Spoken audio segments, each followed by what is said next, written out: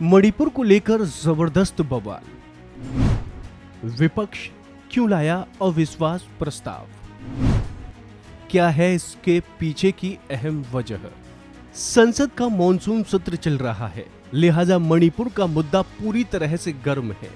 संसद से लेकर सड़क तक मणिपुर हिंसा पर विवाद थम नहीं रहा है।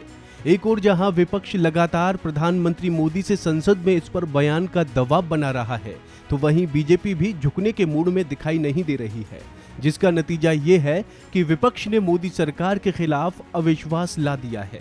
हालांकि अभी इस पर चर्चा होना बाकी है, लेकिन अब इस अविश्वास को लेकर कई तरह के सवाल उठने शुरू हो गए हैं, जिसमें सबसे बड़ा सवाल ये है कि विपक्ष को अच्छी तरह से मालूम है कि सत्ता पक्ष का आंकड़ा बेहद प्रचंड है, लिहाजा संसद में इस प्रस्ताव का गिरना तय है।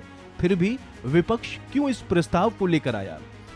आपको बता दें कि इसके पीछे कई वजहें हैं, जिनमें सबसे बड़ी वजह की बात करें तो अविश्वास प्रस्ताव एक लाइन का होता है और ये केंद्रीय कैबिनेट के खिलाफ होता है, जिसके मुखिया खुद प्रधानमंत्री होते हैं।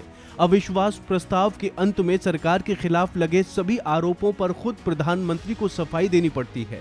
वहीं आपको बता दें कि विपक्ष की कोशिश भी प्रधानमंत्री को लोकसभा बुलवाने की है, जिससे संसद में मणिपुर की हकीकत का पता चल सके। कुल मिलाकर कहा जाए तो विपक्ष इस प्रस्ताव के जरिए ये नैरेटिव बनाने की कोशिश कर रही है कि सरकार संसद में बहस नहीं चाहती है, इसलिए मजबूरी में ये लाया गया। राजनीतिक जानकार इसे सरकार पर मनोवैज्ञानिक दबाव बनाने की कोशिश के रूप में भी देख रहे हैं। अविश्वास प्रस्ताव के पीछे एक और राजनीतिक वजह चर्चा में है। दरअसल 4 दिन से जारी गतिरोध के बीच ये खबर सामने आई है कि सरकार सदन में हंगामे के बीच ही बिल पेश कर इसे पास करवा सकती है। 2019 में 3 कृषि बिल को सरकार ने इसी तरह पास करवाया था। इस सत्र में दिल्ली अध्यादेश जैसे कई महत्वपूर्ण बिल को पास कराने के लिए सरकार ने लिस्टेड किया है। अविश्वास प्रस्ताव आने के बाद इस पर बहस होने तक सरकार कोई भी बड़ा बिल शायद ही सदन में पेश करे। अविश्वास प्रस्ताव आने के बाद सरकार की सबसे पहली जिम्मेदारी विश्वास मत हासिल करने की होती है। इसके अलावा आपको बता दें कि हाल ही में विपक्ष के 26 दलों ने एक साथ चुनाव लड़ने की बात कही है।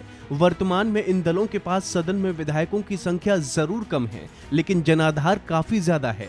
जानकारों का कहना है कि विपक्षी दल के पास भले ही 142 सीटें हों, लेकिन ये एकजुटता का संदेश देना चाहती है। हाल ही में एनसीपी में टूट के बाद से सबों में एकजुटता नहीं होने की बात कही जा रही थी। अविश्वास प्रस्ताव के जरिए विपक्ष सदन में भी एकजुट दिखना चाहती है। आपको बता दें कि अब तक 27 बार अविश्वास प्रस्ताव लाया जा चुका है। पहला अविश्वास प्रस्ताव चीन युद्ध के बाद 1963 में जवाहरलाल नेहरू सरकार के खिलाफ लाया गया था। सबसे ज्यादा अविश्वास प्रस्ताव इंदिरा गांधी के खिलाफ लाया गया, पूरे 15 बार, और हर बार सरकार सुरक्षित रही। नरसिम्हा राव के खिलाफ 3 बार, राजीव गांधी के खिलाफ 1 बार और अटल बिहारी वाजपेयी के खिलाफ 1 बार अविश्वास प्रस्ताव लाया गया था। बता दें कि मोरारजी देसाई, वीपी सिंह और अटल बिहारी वाजपेयी जैसे नेताओं ने अविश्वास प्रस्ताव के कारण अपनी सरकारें गिरती देखी। मोरारजी देसाई की सरकार के खिलाफ 2 बार अविश्वास प्रस्ताव आया। पहले प्रस्ताव से उन्हें कोई परेशानी नहीं हुई, लेकिन 1978 में जब दूसरी बार लाए गए अविश्वास प्रस्ताव में उनकी सरकार गिर गई थी। ठीक ऐसा ही 1999 में हुआ।